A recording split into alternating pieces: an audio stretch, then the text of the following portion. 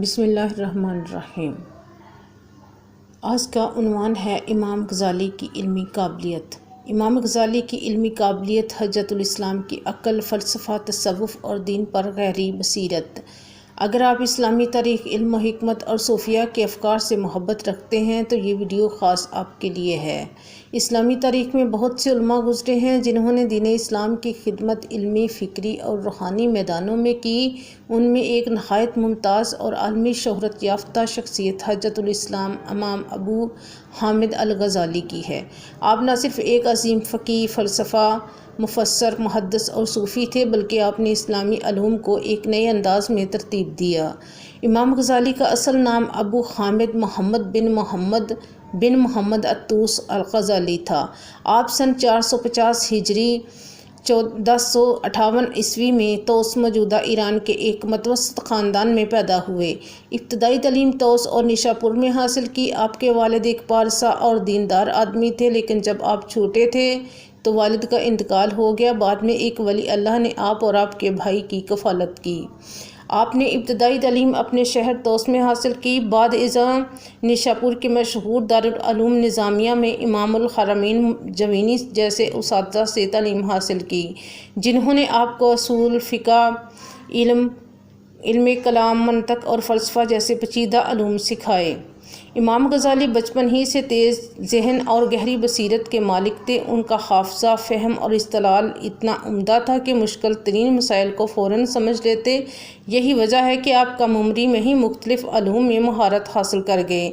آپ کی عمر جب صرف 33 سال تھی تو انہیں بغداد کے دارالعلوم نظامیہ کا صدر مدرس مقرر کیا گیا، جو اس وقت کا سب سے بڑا علمی منصب تھا۔ یہاں ہزاروں طلباء اور علماء آپ سے فیض حاصل کرنے کے لیے حاضر ہوتے۔ بغداد کے علمی حلقوں میں امام غزالی کو ایک محقق، مناظر اور فلسفہ و کلام کے ماہر کے طور پر تسلیم کیا جاتا تھا۔ امام غزالی نے یونانی فلسفہ، ارسطو، افلاطون اور ابن سینا جیسے فلسفیوں کے نظریات کو گہرائی سے سمجھا اور ان پر تنقید بھی کی۔ ان کی مشہور کتاب تحفۃ الفلاسفہ کی تردید میں انہوں نے فلسفیوں کے ان عقائد کو باطل قرار دیا جو شریعت اسلامیہ سے متصادم تھے۔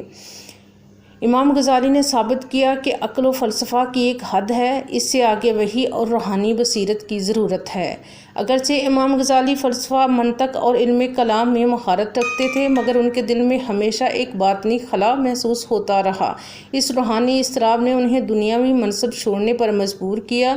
انہوں نے بغداد چھوڑا اور تصوف اور روحانیت کی تلاش میں شام، بیت المقدس، حجاز اور دیگر علاقوں کا سفر کیا۔ کئی سال خلوت میں عبادت و مجاہدہ کرتے رہے۔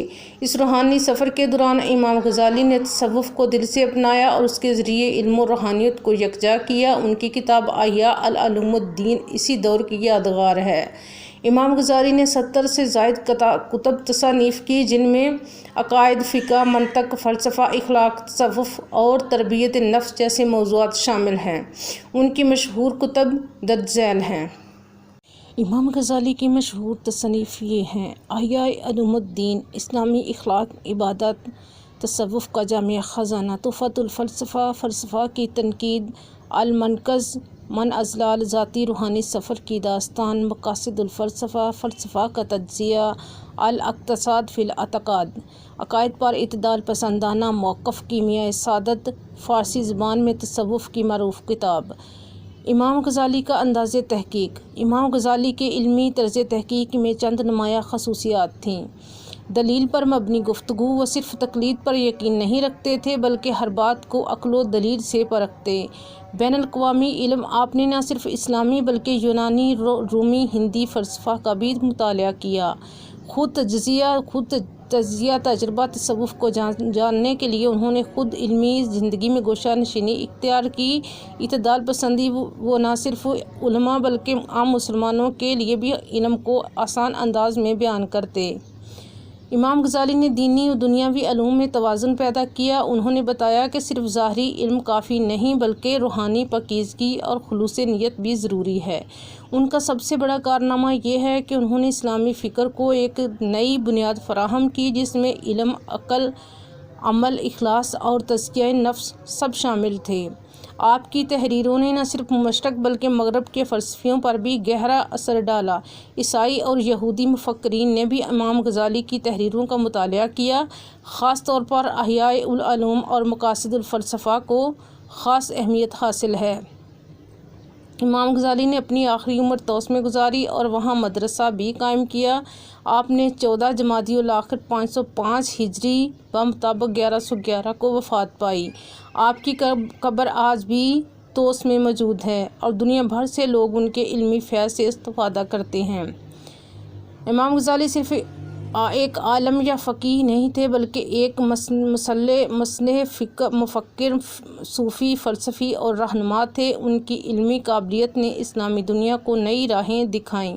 آج بھی ان کی کتب دینی مدارس، یونیورسٹیز اور تحقیقاتی مراکز میں پڑھائی جاتی ہیں۔ ان کی فکر کا خلاصہ یہ ہے کہ علم وہی مفید ہے جو انسان کو اللہ کے قریب کرے اور دل کی اصلاح کرے۔ اگر آپ کو ویڈیو اچھی لگے تو لائک، شیئر اور سبسکرائب ضرور کریں۔ اپنی رائے کامنٹ میں ضرور دیں۔